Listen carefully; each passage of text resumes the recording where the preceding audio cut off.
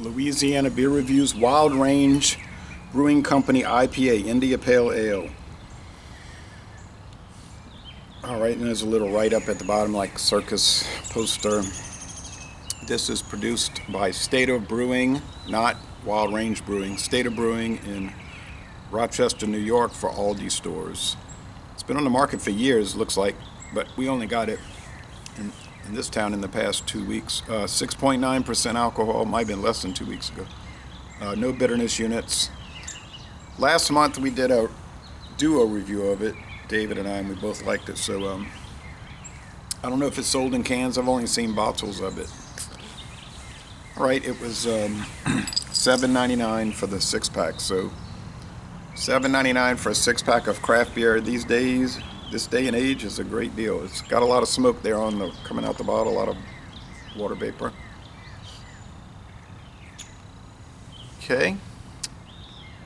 Get a medium off-white head with a little orange tinge to it on this very cloudy, cool morning. Okay, and it's orange.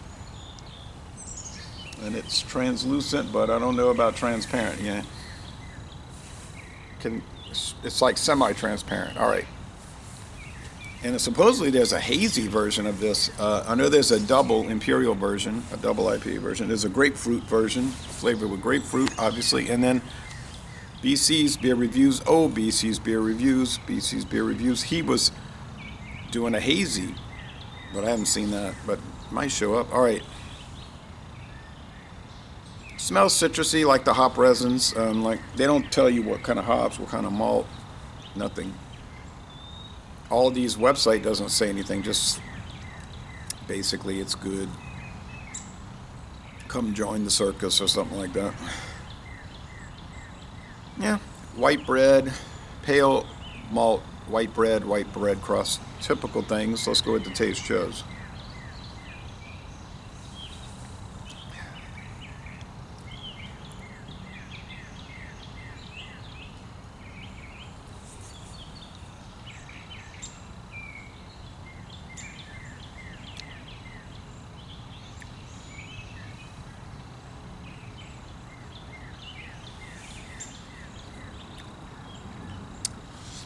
It's got pretty good bitterness. I would think it's 4 out of 5 hop cones, so it's probably about 60 bitterness units, which is appropriate for these things. Now they got all these 9.5 IPAs out, so-called, but they have 45 bitterness units, 42 bitterness units.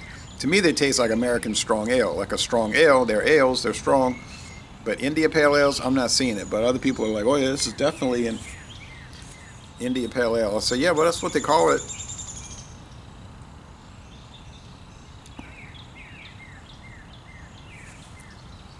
Medium bodied. Sweetness is pretty strong. 3 out of 5 sugar cubes. I can't cut the grass until it dries up, so it could be a week before I cut it.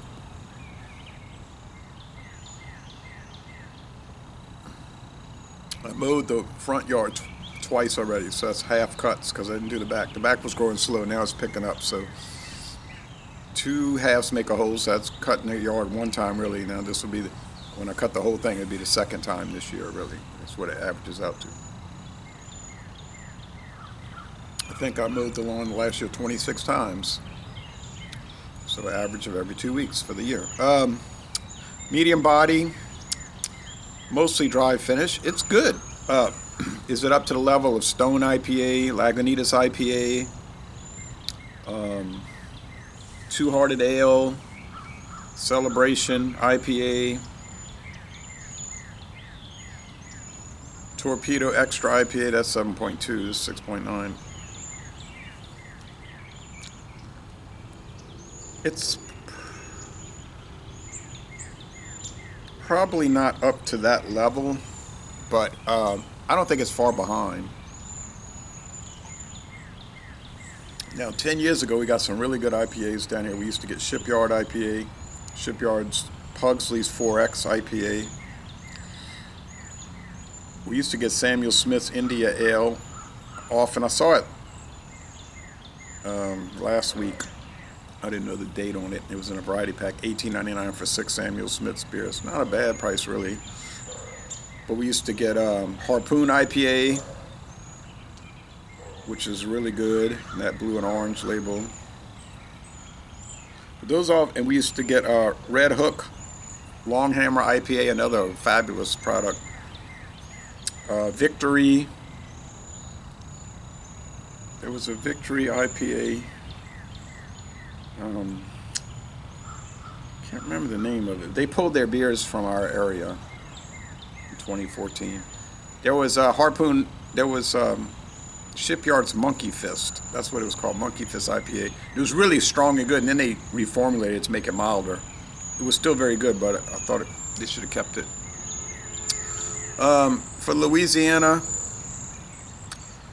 Hopatulis is very nice, but I think that company is sort of fading away. I don't even know if they'll be sold in the stores anymore. It's one of those things that dies away.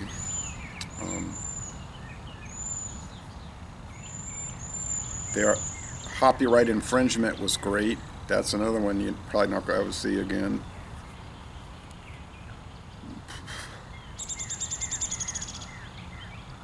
Abita has the Alpha-Gator, which is 8, and they're jumping it up to 9. I saw the new cans come in this week, so I'll be curious to try that one.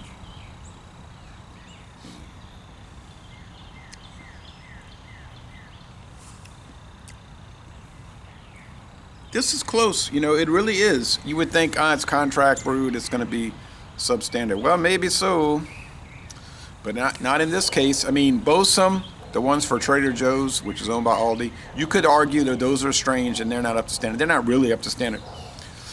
The Bosom IPA, American IPA, and the Bosom Double, the red American is blue, the red label is the double IPA.